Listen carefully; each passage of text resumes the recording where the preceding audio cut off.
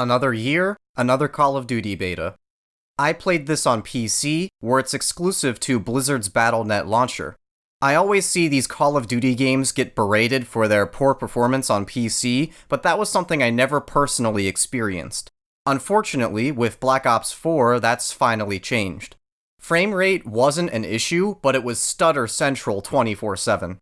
After some searching, I found that Nvidia had dropped a driver hotfix that specifically addressed the stuttering in this game for some configurations. And once I installed it, about 80% of the stuttering went away. This made the game playable for me, but if you have this issue and can't fix it, I would say the game is borderline unplayable with that stutter. Another problem I had was mouse feel in-game. Even with acceleration and all other nonsense turned off, mouse movements had what I would describe as a heavy feel to them. I'm not sure what to attribute this to, but it was there, and I never experienced it in prior Call of Duty games. Let's just get something out of the way. Are you guys ready? Yeah. Can you thrust jump? No. Can you wall run?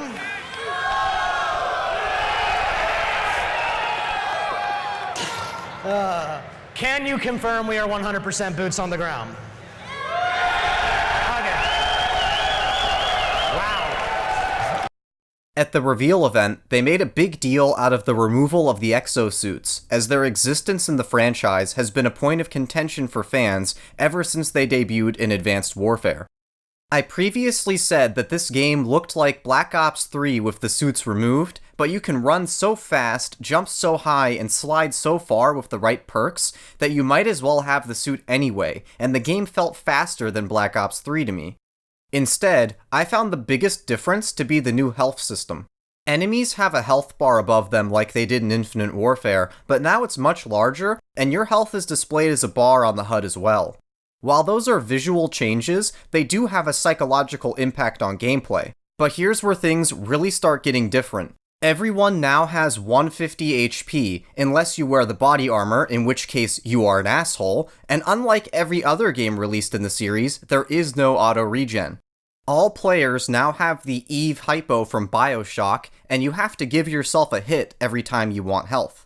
I'm not sure how I feel about this manual health regeneration. I found myself getting into a cool rhythm of fight, heal, but at the same time, it could just be a gimmick that becomes tiring after a few hours.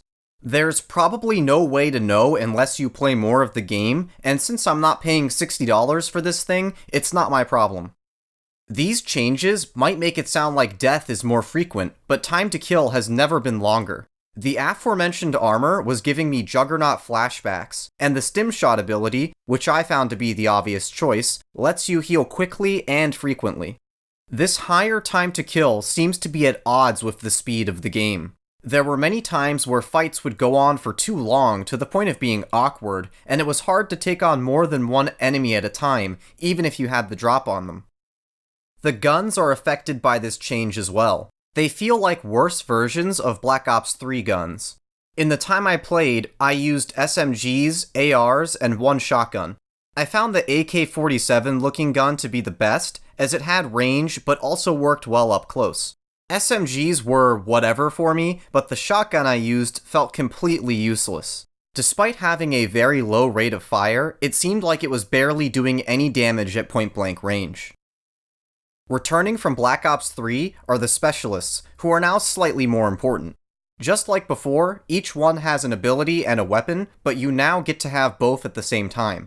Abilities charge quickly, and the weapons are similar to the supers in Destiny 2. You'll get about 2 per match, but there's a piece of gear that lets you get them faster. I used Flamethrower Man, Grenade Launcher Woman, Grappling Gun Guy, and Mr. Wallhacks. I ended up gravitating towards Flamethrower Man, but they were all solid with mostly fun abilities. Flamethrower Man obviously has a flamethrower, but his ability emits a field of radiation that damages enemies the longer it's charged, while also damaging the player after a certain point. It's pretty cool. Grappling Gun Guy is the dumbest looking thing I've ever seen in one of these games, but he's useful, and Mr. Wallhacks is not so bad himself. Grenade Launcher Woman stood out as the least interesting of the bunch. She felt much less powerful than I remember her being in 3, and her ability is just a grenade that turns into more grenades. She also looks embarrassing. Fighting against them was fine, with the exception of the guy that lays down razor wire. It's super annoying, and probably overpowered, as it can easily close off entire areas of the map, and all you can do is sit there and shoot it forever until it finally breaks. Speaking of the maps, this beta included a surprising amount of them. I found them to be inoffensive, and the size of them felt more reasonable compared to these stupidly small maps I played in the World War II beta. I was able to get into the action quickly, but I wasn't getting spawn killed left and right. There were a lot of game modes included as well, but I only played Team Deathmatch, Kill Confirmed, and Control. Team Deathmatch and Kill Confirmed are self-explanatory, but Control is brand new. It's a round-based mode with attackers and defenders that have a life pool. I thought it was an extremely odd mode that didn't mix well with the gameplay. Overall, I didn't mind playing this, and I enjoyed it much more than last year's beta. Is it just Black Ops 3 with the exosuits removed? In some ways, yes, in some ways, no, but I will say that I prefer Black Ops 3. I would consider playing more of this, but there's no dimension in which I pay $60 for it. Considering the removal of the single-player campaign, I think this could have worked really well as a free-to-play, game-as-a-service version of Call of Duty. I can imagine them letting you into multiplayer with only one operator that's super basic, and then selling you the premium ones for around $5 each. The Zombies mode could have been sold as individual maps, and the Blackout Battle Royale mode could have cosmetic microtransactions just like Fortnite. You might be thinking that these are horrible corporate-sounding ideas, but I think everyone would be better off this way. It would be harder to complain about the lack of a campaign, as you're now allowed to save money by just buying what you want, and with this model, they'd be able to get someone like me who wouldn't pay full price to play their game. I don't want zombies at all, and I'd be content with 2 or 3 operators. If someone wants all 3 modes, they could still offer the full game for $60.